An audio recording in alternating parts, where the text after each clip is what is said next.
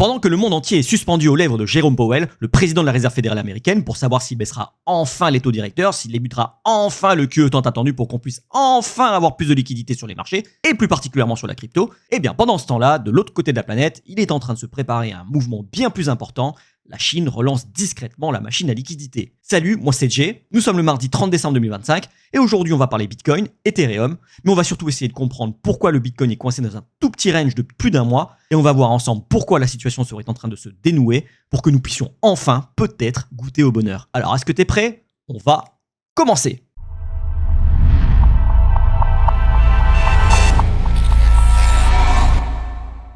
Petit disclaimer quand même, rien dans cette vidéo ne constitue un conseil financier, c'est juste du contenu éducatif destiné à te donner la température et les tendances du marché crypto, les bases du trading. Et si ce type de contenu t'intéresse et que tu veux en avoir plus, alors dis-le moi en commentaire, lâche ton plus gros like, abonne-toi à la chaîne et active les notifications. Alors juste avant de commencer, j'espère que vous êtes en train de passer de bonnes fêtes de fin d'année. L'année 2025 sur la crypto a été terrible, épuisante, éreintante. Et je suis persuadé que 2026 nous réserve de belles surprises. En tout cas, j'ai lancé la chaîne en mars 2025, donc ça fait même pas encore un an. Et aujourd'hui, vous êtes déjà plus de 3400 à me suivre. Et pour ça, je voulais vous dire un grand merci. Alors, revenons au Bitcoin. Depuis le 6 octobre 2025, le prix du Bitcoin est en train de chuter. On a même eu une grosse vague de liquidation là, le 10 octobre 2025. J'ai fait une vidéo à ce sujet, on va pas en reparler. Mais alors qu'on était en train de constater que les institutions, Michael Saylor, les ETF, les pays étaient en train d'acheter du Bitcoin à tour de bras, le prix du Bitcoin a continué de chuter. Mais alors pourquoi? Une des raisons nous est expliquée par Marty Party, qui nous rappelle qu'en 2019, la Chine avait saisi plus de 194 000 bitcoins à l'occasion du coup de filet sur Puce Token. C'est une grosse arnaque sur le bitcoin qui avait eu lieu à l'époque. Et donc, ils avaient saisi environ 194 000 bitcoins. Et apparemment, malgré l'interdiction de trading, la Chine aurait été en train de vendre discrètement ces bitcoins via Hong Kong et des traders forex. Tout ça évidemment sur les marchés classiques, mais également en OTC. Et alors là où c'est plutôt bullish, c'est que vraisemblablement, sur les 194 000 bitcoins, il n'en resterait que 15 000. Là, le post, il date du 17 décembre. Donc, ça se trouve, aujourd'hui, ils ont fini de vendre. Parce que je sais pas si tu réalises, mais 194 000 bitcoins, ça représente quand même plus de 17 milliards de dollars au taux actuel. C'est pas rien, je te parle même pas de quand ils vendaient à 126 000 dollars. Et alors, depuis le 21 novembre, le Bitcoin est coincé dans un petit range à la con, là. Ça fait donc plus d'un mois que le marché nous éprouve, teste notre patience, nos nerfs. Mais alors, pourquoi étions-nous coincés dans ce range? Alors, au début, on était même dans un range entre 94 000 et 84 000. Mais plus on se rapprochait de la fin de l'année, plus le range était comprimé. Regarde, on était même coincé entre 90 000 dollars et 85 000 dollars. Et ben pourquoi? Et ben tout simplement parce que Bitcoin était artificiellement maintenu dans une zone étroite, donc entre 85 000 et 90 000 dollars, à cause du marché des options, pas à cause des traders classiques. Autour de 88 000 dollars, il y avait un niveau clé d'options. Au-dessus de 90 000 dollars, les market makers vendent du Bitcoin pour faire chuter le prix. En dessous de 85 000 dollars, ils en achètent pour le ramener au centre. C'est pour ça qu'on était coincé dans ce range, pour garder artificiellement le prix du Bitcoin aux alentours des 88 000 dollars, parce que vendredi dernier, le 26 décembre, expirait plus de 27 milliards de dollars d'options sur le Bitcoin. Donc ce sont des paris en fait, c'est paris sur le prix futur du Bitcoin, pas des trades classiques. Et donc pour limiter la casse, le travail des market makers, c'était de contenir le Bitcoin artificiellement dans ce petit range. Mais depuis vendredi, c'est terminé. Les options ont expiré. Et donc, le prix du Bitcoin va pouvoir bouger librement. Alors, on n'a pas encore bougé significativement depuis. Depuis, il n'y a pas vraiment eu de session depuis vendredi. Il n'y a eu que celle de lundi. Et tu vois, lundi, qu'est-ce qu'on a fait? Une bougie qui partait à la hausse qu'on a ravalée rapidement. Mais alors, sur ces options, il y avait ce qu'on appelle un gamma négatif. Pas rentrer dans le détail pour t'expliquer ça maintenant, mais ce que ça veut dire, c'est que le prix du Bitcoin a plus de chances de commencer par chuter. Et ça, on y reviendra un petit peu plus tard dans la vidéo. D'abord, je voulais te parler de la news concernant la Chine. En réalité, il y en a même plusieurs. La première, c'est que la Chine va injecter 1,05 trillion de yuan sur leur marché. Effectivement, pour soutenir l'économie, ils vont réinjecter de l'argent. Alors, les premières rumeurs, c'était qu'ils allaient injecter 1,5 trillion de dollars. Mais non, c'est 1,05 trillion, donc 1000 milliards de yuan, ce qui correspond à peu près à 148 milliards de dollars. Bon, c'est quand même énorme. Mais ça, c'est pour toute leur économie, c'est pas que dans la crypto, évidemment. Généralement, quand il y a plus de liquidité en Chine, le prix du Bitcoin augmente. Ça, c'est un fait. Donc, non seulement le gouvernement a arrêté de vendre des Bitcoins, en plus de ça, ils vont injecter des liquidités, mais c'est pas tout. Tu sais, au début de la vidéo, je t'avais dit qu'en Chine, ils avaient interdit le trading crypto. En revanche, à Hong Kong, ils ont bien des ETF Bitcoin Spot. Malheureusement, ces ETF ne sont pas accessibles au retail chinois. Tu vois, là, ils le disent, les investisseurs chinois qui sont basés en Chine et donc pas à Hong Kong ne vont pas pouvoir acheter ces ETF. En revanche, Hong Kong est en train de passer une nouvelle règle qui va permettre aux assurances d'intégrer des crypto-monnaies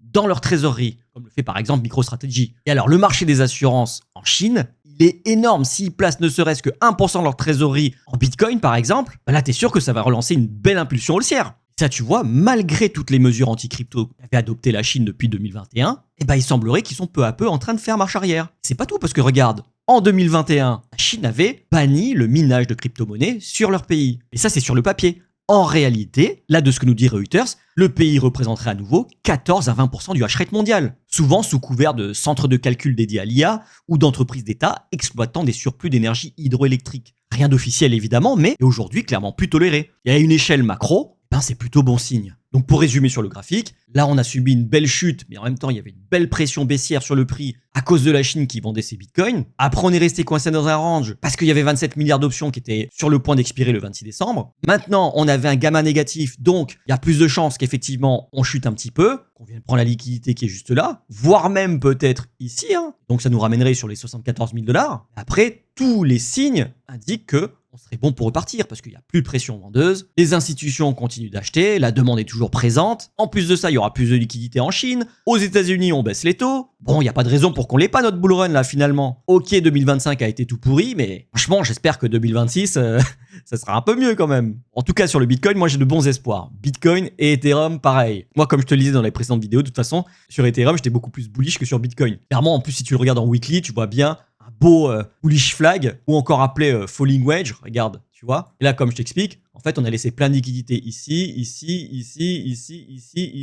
Si le prix remonte dans ces niveaux, vu que là, en fait, c'est pas juste n'importe quelle liquidité, ce sont des gens qui ont parié à la baisse, donc qui ont vendu le marché, qui ont shorté le marché. Si on arrive sur ces niveaux-là, ça va clôturer leur position, soit parce qu'ils vont se faire liquider, soit parce que leur top loss va se faire déclencher. Et la clôture d'un short, c'est quoi? C'est un long, c'est un achat. Si on remonte, on va déclencher plein d'achats, et on va créer ce qu'on appelle un short squeeze. Sur Ethereum, franchement, ça sent largement meilleur que sur Bitcoin. Sur les altcoins, entre-temps, ça fait plusieurs fois que je le dis, mais sur ce cycle, j'y crois plus trop. Pourquoi? Tout simplement parce que le pauvre retail qui est rentré s'est fait rincer. Et le retail plus, donc les CSP+, ceux qui n'étaient pas rentrés sur les cycles précédents, qui ont un certain âge, ou tout simplement qui sont pas très technophiles, qui n'avaient pas envie de créer un compte sur un exchange, valider un KYC, envoyer des fonds dessus. Pour eux, c'était un peu compliqué tout ça. Tous ces nouveaux arrivants, ils n'ont pas été vraiment confrontés au marché crypto. Ils ne sont pas passés sur un exchange, ils n'ont pas pu voir qu'il y avait toute une liste d'altcoins qu'ils pouvaient acheter avec des potentiels multiplicateurs plus importants que sur le Bitcoin. Et d'ailleurs, tant mieux pour eux, parce que du coup, sinon ils se seraient fait rincer. Mais comme ces personnes-là qui sont arrivées sur le marché n'ont eu qu'à passer un petit coup de fil à leur CGP pour acheter des ETF Bitcoin sans réellement mettre le pied dans l'environnement crypto, bah c'est pourquoi, selon moi, sur ce cycle, on n'a que Bitcoin qui a performé, que les altcoins, à la cave. Et après, tu sais, moi, quelles que soient les conditions de marché, ça me va. Qu'on soit en tendance haussière, baissière, coincé dans un range, vu que je scalpe, je peux prendre des tout petits mouvements. Ça me permet de faire de l'argent tous les jours. Là, par exemple, tu vois, j'ai pris un trade ce matin, je me suis dit, cool, je vais pouvoir le montrer dans la vidéo, mais en réalité, il est déjà terminé. J'ai identifié une trendline baissière. Là, je vois qu'on la break. J'ai attendu qu'on vienne la retester. Je me suis positionné sur une zone d'imbalance, fair value gap. Et donc, quasiment exactement sur le retest de la trendline, j'ai parié à la hausse et j'ai mis mon TP juste en dessous du top qui était là. Je vois que pendant que j'étais en train de tourner la vidéo, bah c'était un trade gagnant. Et donc sur ce trade, j'ai gagné 2,65 fois mon risque, c'est-à-dire 265 $. Parce que moi, je risque 100 $ par trade. Pour risquer effectivement 100 $ par trade, ou le montant que tu auras choisi, ça se fait pas au petit bonheur la chance, on choisit pas son levier au pif, on utilise cet outil. Dans TradingView, il est à gauche, c'est le long position, il y a aussi le short position, l'équivalent pour un pari à la baisse. On double-clique sur l'outil, ici on rentre la taille de son capital, on dit combien on veut risquer. Moi, je ne risque que 1% de mon capital, donc là, je risquais 98 $. En fonction de ces paramètres-là, bah, il va me dire, tu vois, pour effectivement risquer 100 $ sur ce trade-là, enfin 98 $, il faut que tu mises 0,266 bitcoins. Donc là, si le prix avait continué de chuter et avait traversé mon stop loss par le bas, c'est-à-dire la zone rouge par le bas, j'aurais perdu 98 $. En revanche, si le prix va effectivement dans mon rectangle vert et le dépasse par le haut, eh ben je gagne 2,65 fois mon risque, donc à peu près 260 $. Et ça, tu vois, ça se met sur BitGet. La quantité ici, tu mets bien Bitcoin et pas coût USDT. Et ici, tu rentres 0,266. Et en rentrant pile poil les paramètres que j'ai mis ici, c'est-à-dire une entrée à 87 156, un stop loss à 86 787, et là, tu vois que, effectivement, si je long, donc si j'achète et que le prix va dans mon stop loss, je perdrai effectivement 98 $. C'est comme ça qu'on size une position. Et c'est donc comme ça qu'on risque effectivement 100 $ sur un trade. Attention, j'en vois beaucoup qui se mettent ici, hop, coût USDT, confirmé, et qui se disent, voilà, je risque 100 $. Ils mettent un petit levier en se disant, voilà, bon, je mets un petit levier pour pas me faire liquider. Et puis ils se disent qu'ils risquent 100 $. En réalité, ils risquent effectivement 100 $, mais il n'y a aucune analyse technique derrière, ce n'est pas du tout sizé. Là, par exemple, sur ce trade-là, si je m'étais mis en levier x2, ça veut dire qu'il faudrait que le prix du Bitcoin descende de 50% pour me faire liquider. Donc là, par exemple, regarde, ça correspondrait à ça, hop, 50%, tu vois. Donc il faudrait que le prix du Bitcoin descende à 43 457 $ pour me faire liquider. Donc effectivement, là, je risquerais 100 $. Mais pour gagner 100 $, il faudrait également que le prix du Bitcoin prenne 50% et donc monte jusqu'à combien? 131 000 $. T'imagines? Ça, clairement, c'est plus du scalping. Je peux poser mon trade et attendre plusieurs mois. Tout ça pour gagner seulement 100 $. Alors que sur l'exemple que je t'ai donné tout à l'heure, et ben là, en à peu près 3 heures, j'ai gagné 260 $. Et si le trading t'intéresse, je t'invite vraiment à aller regarder mes tutos trading. Tu commences par cette vidéo, comment commencer le trading crypto en 2025. Surtout, il faut que tu comprennes celle-là, comprendre l'effet de levier en trading crypto. Car c'est grâce à ça que tu pourras savoir comment sizer ta position correctement. Mais alors attention, le trading, c'est pas simple. Le mieux, c'est de ne pas commencer tout seul. Tu seras un petit peu perdu. Moi, je te conseille de rejoindre notre Discord qui est complètement gratuit. On est une petite communauté de 250 personnes. On trade quasiment tous les jours. On partage nos trades, nos analyses techniques. N'hésite pas à venir nous rejoindre. Tu verras, pour commencer le trading, rien de mieux que d'avoir une communauté sur qui compter et surtout avec qui partager notre expérience, nos stratégies, notre psychologie, parce que effectivement, le trading, je le dis souvent, ce sont des statistiques et des probabilités, mais il y a également énormément de psychologie derrière. Et c'était tout pour aujourd'hui, j'espère que cette vidéo t'a plu. Si c'est le cas, dis-le moi en commentaire, lâche-moi un bon gros like, abonne-toi à la chaîne pour cette nouvelle année et n'oublie pas d'activer les notifications pour ne pas rater les prochaines vidéos. Et à l'année prochaine!